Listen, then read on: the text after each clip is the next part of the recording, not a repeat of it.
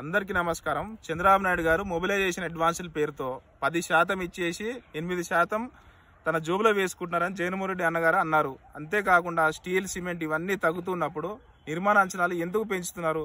ఆయన 1,30,40,000 కోట్లు అప్పు చేశారు. మరి సూపర్ 6 లేదు, సూపర్ 7 లేదు, ఏమీ లేకుండా ఈ డబ్బులన్నీ ఏమైపోతున్నాయి, ఎక్కడ పోతున్నాయి? అంతేకాకుండా పెన్షన్లు ఒక్కటిస్తున్నారు, ఓకే, కానీ ఈ 10 నెలల్లో 4 లక్షల పెన్షన్లు కట్ చేశారు. మరి ఏమిటి? ఒక పెన్షన్లు కూడా మీరు చెప్పినట్టుగా ఇవ్వకుండా ఉన్నారు. మిగతావన్నీ కూడా గాలికి వదిలేశారు. అన్ని పథకాలు ఈ పాటికి అమ్మకి వందనం దగ్గర నుంచి అన్ని పథకాలు అమల్లోకి వచ్చేటివి, డబ్బులు వచ్చి ఉండేటివి జగనన్న ఉండి ఉంటే. ఉదాహరణ చెప్పుకోవాలంటే చేనేత సాయం కావచ్చు, లేదంటే ఆటో వాళ్ళకి కావచ్చు, కాపు నేస్తం కావచ్చు, ఇలా చాలా ఉన్నాయి కదా. జగనన్న ఇచ్చిన పథకాలు గతంలో ఇవన్నీ కూడా అన్ని సున్నా చుట్టేసేలాగా ఒకవైపు అప్పులు విపరీతంగా చేస్తున్నారు. అప్పులు విపరీతంగా చేయడమే కాకుండా ఏ పథకం ఇవ్వకుండా ఊరికే ఎగవేస్తున్నారు. వీటి గురించి జనము అలర్ట్ అయ్యి అప్రమత్తం అయ్యి అడుగుతున్నారనే భయంతో ఏం చేస్తారంటే ఎప్పుడు కూడా డైవర్షన్ పాలిటిక్స్ చంద్రబాబు నాయుడు గారు నడుపుతూ ఉంటారు. అదేంటంటే ఏదో ఒకటి ఇప్పుడు టాపిక్ చర్చకు వచ్చిన వెంటనే ఆయన ఏం చేస్తారంటే ఒక సిచ్యువేషన్ మారుస్తారు.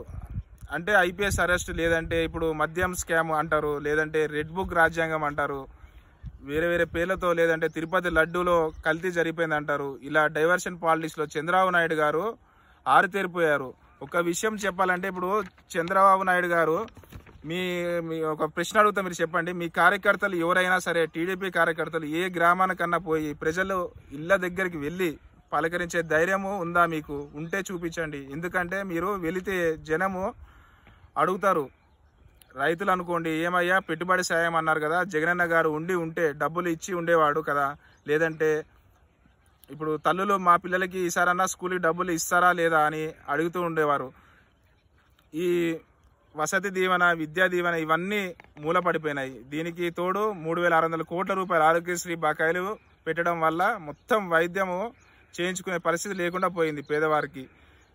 ఇవి కాకుండా ఒక కీలకమైన ఒక పాయింట్ ఏంటంటే ఉర్సు అనే పేరుతో లేనటువంటి ఒక ఉర్సు అనే సంస్థని ఎలా 60 ఎకరాల భూమి మీరు ఇస్తారు? టాటా కంపెనీ వాళ్ళకి ఏదో రూపాయికి అదే 99 పైసలకు భూమి అమ్మేసిన వారు 99 పైసలకి టీ కూడా రాదు, 99 పైసలకి ఏమీ రాదు అసలు.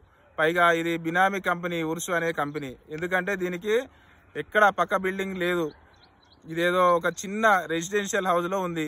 అమెరికాలో కూడా వాళ్ళ ఆఫీస్కి ఏమీ లేదు. ఇది మొత్తం దోపిడీ చేయడానికి స్కెచ్ వేశారు అనేది మా ఆరోపణ. మేము ప్రశ్నిస్తూ ఉన్నాము.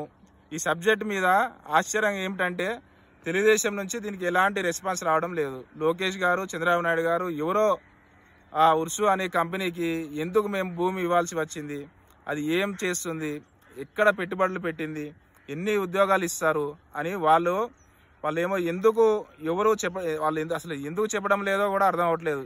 చెప్పడం లేదంటే జనంలో కూడా అనుమానాలు వస్తున్నాయని, ఓహో వాళ్ళు వైజాగ్కి సంబంధించి భూములన్నీ ఎవరికో ఒకరికి కట్టబెట్టడానికి ఏమో అని ఆంధ్రప్రదేశ్ రాష్ట్ర ప్రజలు అనుకుంటున్నారు.